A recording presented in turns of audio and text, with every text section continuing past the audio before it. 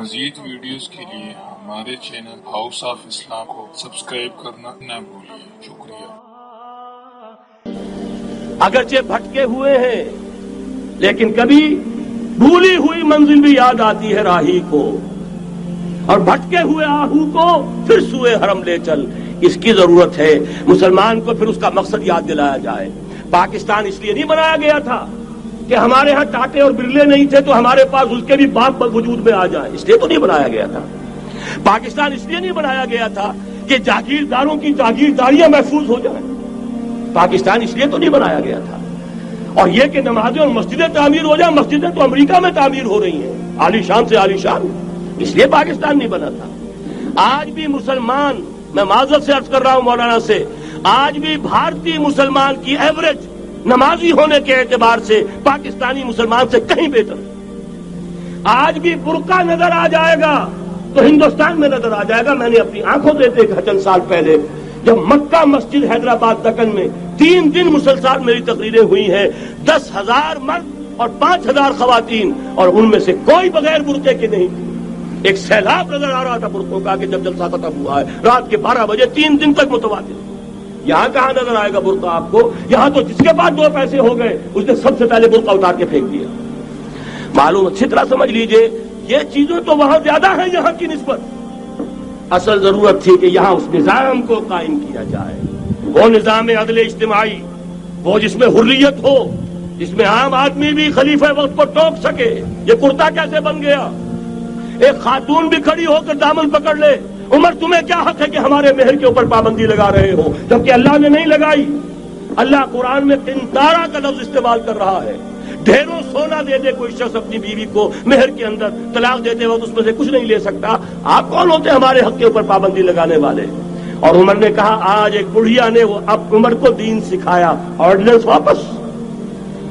حضرت سعد بن ابی وقاص رضی اللہ تعالی عنہ جو فاتح ایران تھے، وہ گورنر ایسے ہی نہیں بن گئے تھے ریوڑیاں بٹی ہو اور گورنر ہی مل گئی ہو، وہ تو خود فاتح تھے ایران کے، اس لیے گورنر تھے۔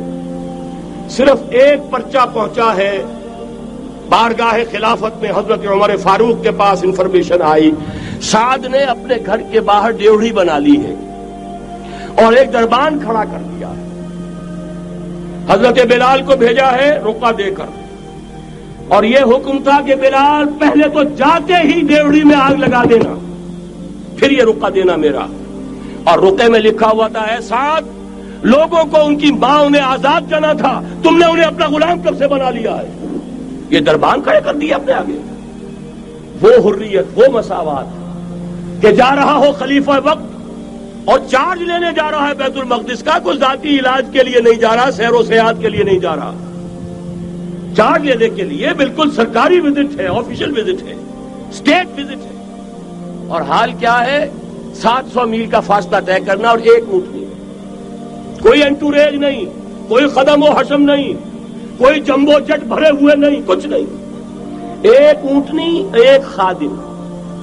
اس ایک اونٹنی پر چونکہ راستے کا راشن بھی ہے لہذا 2 آدمی نہیں بیٹھ سکتے، ایک بیٹھ سکتا ہے۔ ایک منزل خلیفہ وقت بیٹھا ہوا ہے اوپر اور خادم نکیل پکڑ کر چل رہا ہے، اگلی منزل خادم اوپر بیٹھا ہے اور خلیفہ وقت عمر بن الخطاب رضی اللہ تعالی عنہ اور وہ آگے آگے نکیل پکڑ کر چل رہے ہیں۔ یہ نظام چاہیے آج نوع انسانی کو۔ اس کے انتظار میں، اس کی تلاش میں نوع انسانی نے کتنے تجربے کر لیے، کیسی چھلانگیں لگائیں، ملوکیت ختم کی، آسمان سے گرا کھجور میں اٹکا، جمہوریت آئی نام نہاد، لیکن وہ سرمایہ دارانہ نظام بن کر آگے سے بڑھ کر لعنت بن گئی۔ پہلے جاگیردار مسلط تھا، اب سرمایہ دار اور کارخانے دار مسلط ہو گیا۔ اس سے نکلنے کے لیے دور لگایا، کمیونزم کی طرف گئے، چھلانگ لگائی، اب ایک پارٹی ڈکٹیٹر بن کر بیٹھ گئی۔ انسان رست از یک بنتا افتاد در بندے دیگر، ایک چیز سے غلامی سے نجات پاتا ہے دوسری میں پھنس جاتا ہے۔ اور کیوں؟ کہ وہ نظام عدل اجتماعی جو محمد عربی کو دے کر بھیجا گیا تھا اس کے کسٹوڈین سوئے ہوئے، اس کے کسٹوڈینز کو اندازہ ہی نہیں۔ یہ نسخہ تو ہمارے پاس تھا، ہمیں عمل کرنا تھا اور دنیا کے سامنے پیش کرنا تھا۔ پاکستان بنایا اس لیے گیا تھا کہ ہم اس کا ایک نمونہ دنیا کے سامنے پیش کریں گے۔ قائد اعظم نے فرمایا تھا کہ ہم یہ چاہتے ہیں کہ پاکستان کی صورت میں عہد حاضر میں اسلام کے اصول حریت و اخوت و مساوات کا ایک نمونہ قائم کر کے دکھائیں. کہاں ہے وہ؟ بھٹک گئے، سو گئے. وَلَنُذِيقَنَّهُم مِّنَ الْعَذَابِ الْأَدْنَىٰ دُونَ الْعَذَابِ الْأَكْبَرِ، بڑے عذاب سے پہلے چھوٹا عذاب کا مزہ چکھائیں گے. لَعَلَّهُمْ يَرْجِعُونَ، شاید کہ لوٹ آئیں. کوئی عجب نہیں اس عذاب الادنیٰ کے بعد ہم جاگے نہیں، ہوش میں نہیں آئے. کوئی عجب نہیں کہ بڑے عذاب کا کوڑا ہماری پیٹھوں پر برس جائے. لیکن مجھے یہ یقین ہے، نوٹ کر لیجئے، اگر یہ دوسرا امکان ہو گیا، خدا نہ خواستہ اللہ کے عذاب کا کوڑا ہماری پیٹھ پر برسا، مجھے یقین ہے اللہ ہندوؤں کو مسلمان بننے کی توفیق دے گا. لیکن اسلام کا بول بالا اسی خطے سے ہوگا. تاریخ میں یہ ہو چکا ہے آیا فتنہ تاتار کے افسانے سے، پاسباں مل گئے کعبے کو صنم خانے سے. تاتاریوں کے ہاتھوں کروڑوں مسلمان قتل ہوئے، لیکن اسلام نے تاتاریوں کو فتح کر لیا. اور پھر اسلام کا مسلمانوں کا دوسرا دور عروج انہیں تاتاریوں کی مختلف شاخوں کے تحت ہوا.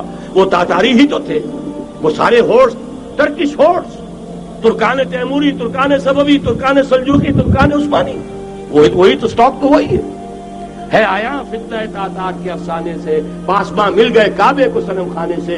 اس لیے کہ حضور نے فرمایا مشرق سے ہوگا، جہاں سے فوجیں چلیں گی.